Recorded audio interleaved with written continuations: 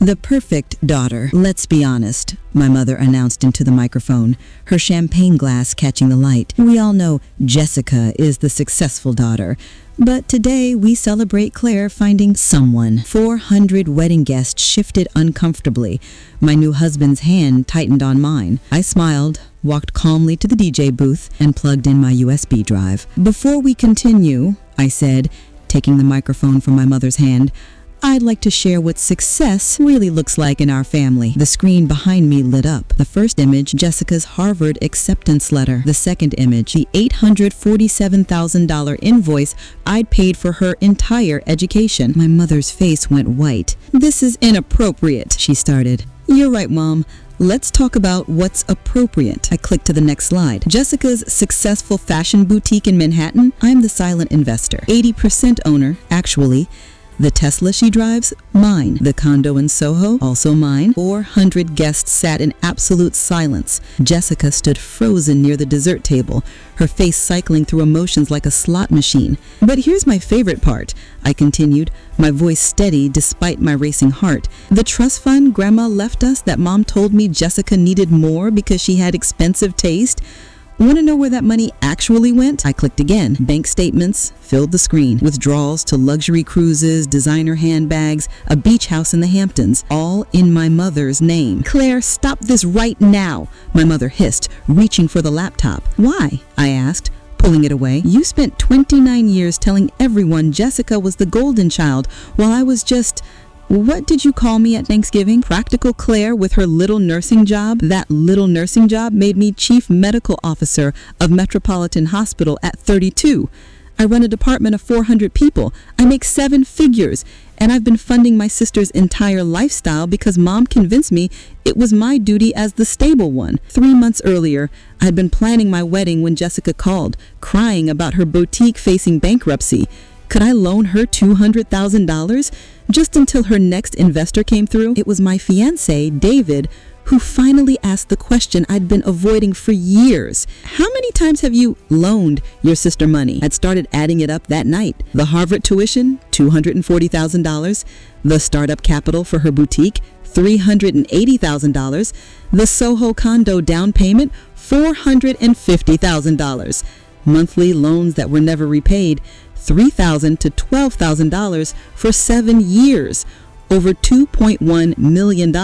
Money I'd earned working double shifts as a nurse, then building my career in hospital administration. Money I'd sent because Mom said, "Jessica needs this opportunity," and "You're so good with money, Claire, you can always make more." David had looked at the spreadsheet in silence, then asked, "Does your sister even know you're not rich parents funding her lifestyle?" That's when I realized Jessica thought our parents were rich. She had no idea the money came from me. Mom had taken credit for every dollar while positioning me as the boring, sensible daughter who didn't understand Jessica's creative vision. The wedding screen now showed a video compilation I'd spent weeks creating.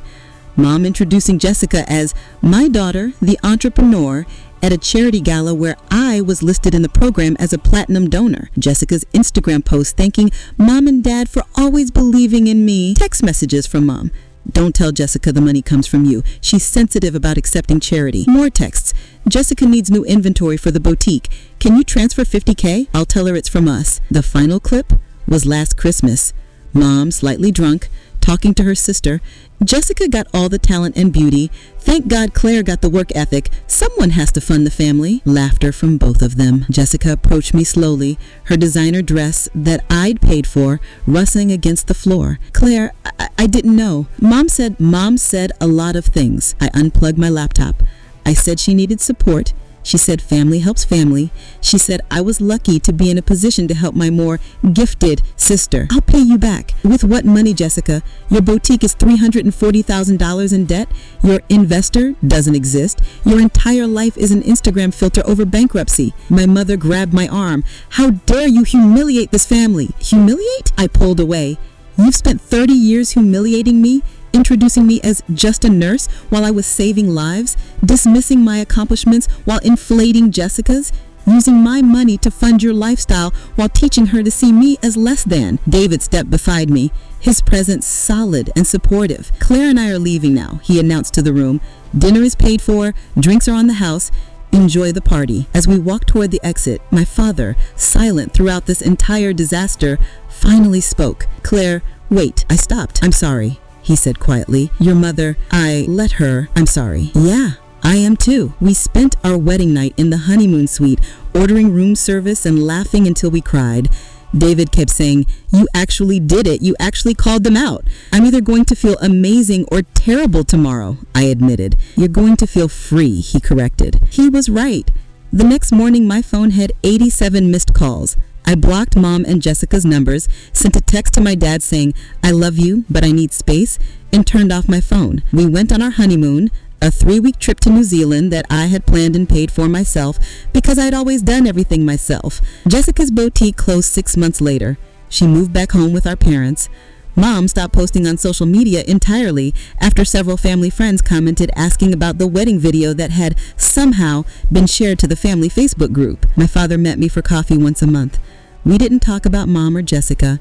We talked about his woodworking hobby, my work at the hospital, his regrets about staying silent. Your mother is struggling, he said during our 4th meeting. Good, I replied, and meant it. Jessica sent a letter, actual handwritten pages, apologizing and explaining that she genuinely believed our parents were rich.